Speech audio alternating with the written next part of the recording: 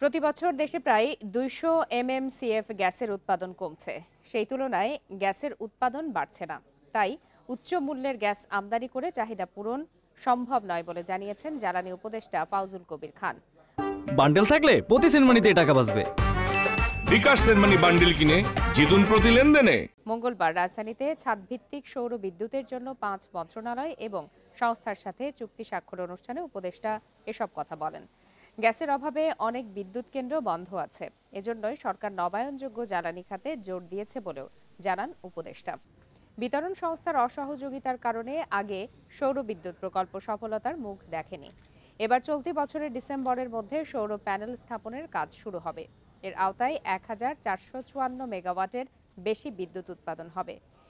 এবার কেউ ব্যর্থ হলে কঠোর ব্যবস্থা নেওয়া হবে বলেও হুঁশিয়ারি দেন উপদেষ্টা।